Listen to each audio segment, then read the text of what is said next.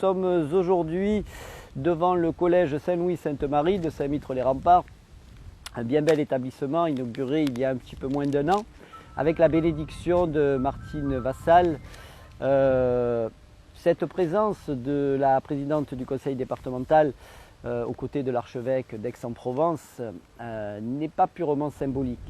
Il faut savoir qu'une partie non négligeable des 211 millions d'euros qui ont été alloués l'année dernière aux établissements scolaires du second degré l'a été aux établissements privés, catholiques pour l'essentiel.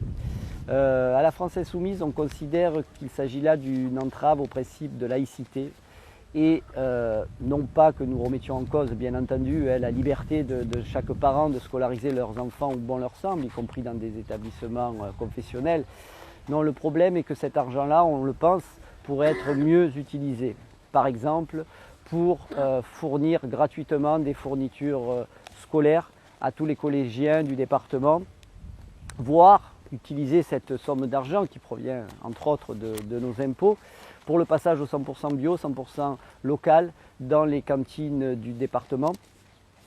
Et elle pourrait même, cette somme d'argent conséquente, être utilisée à la création de postes d'éducation, d'assistants d'éducation, qui viendraient en aide aux élèves en situation de handicap, qui viendraient pallier un petit peu le sous-effectif des AESH, dont le rôle est fondamental dans nos collèges, mais le manque, je dirais, d'effectifs est criant, et donc on pourrait, avec ces moyens-là, permettre un petit peu d'assurer un égal accès à l'éducation, à l'instruction pour tous nos enfants, quelle que soit leur capacité physique.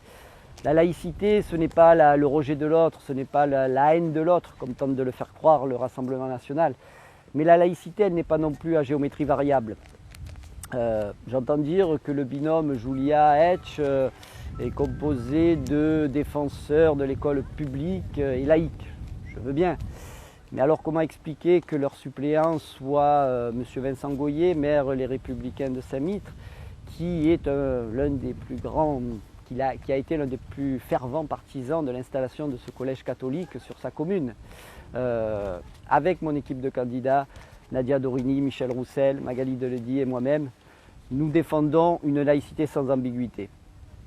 Une laïcité de la mixité sociale, une laïcité du vivre ensemble, toutes et tous ensemble.